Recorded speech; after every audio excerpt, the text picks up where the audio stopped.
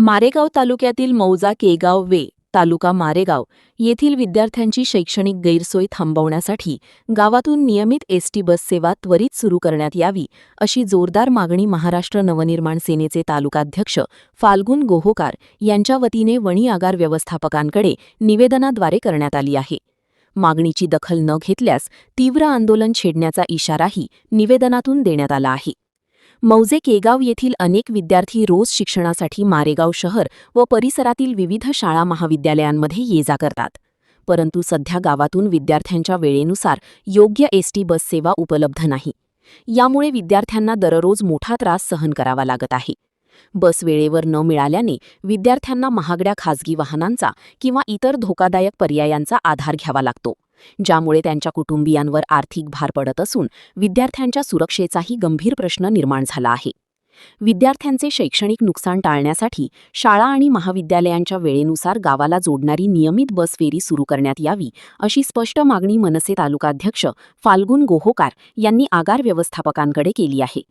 निवेदन देतेवेळी प्रवीण कळसकर, धीरज पेचे, प्रफुल्ल गाडगे, धीरज भगवा, सुनील टोंगे, त्याचबरोबर कलावती टोंगे, उमा पिंपळकर, पूजा ठाऊरी, दीपाली आवारी, सुनीता पानघाटे, नीलिमा पानघाटे, वैशाली मरसकोल्हे, दिशा लडके, गंगू टोंगे, रेणुका वासेकर, वैशाली ठाऊरी तसेच मोठ्या संख्येने पालक व ग्रामस्थ उपस्थित होते। जय महाराष्ट्र। मी फाल्गुन गोहोकार, महाराष्ट्र नवनिर्माण सेना वणी तालुका अध्यक्ष।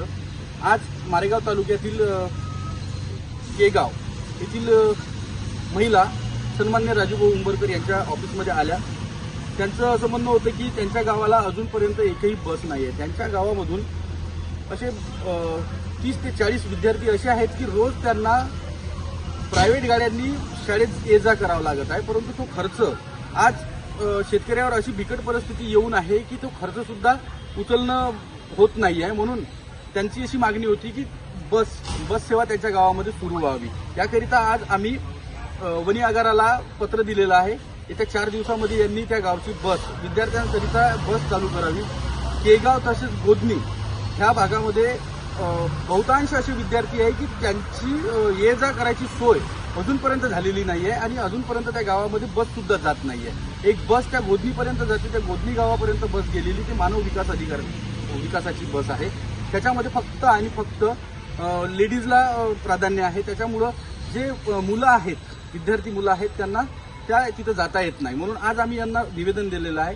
येत्या 4 दिवसामध्ये जर का त्या गावामध्ये बस सुरू झाली नाही तर महाराष्ट्र नवनिर्माण सेनेतर्फे तसेच केगाववासी तसेच विद्यार्थी आणि गोधनी या गावातील विद्यार्थी त्यांचे पालक हे सर्व मिळून महाराष्ट्र नवनिर्माण सेनेतर्फे तीव्र आंदोलन यांच्या विरोधात छेडले जाईल।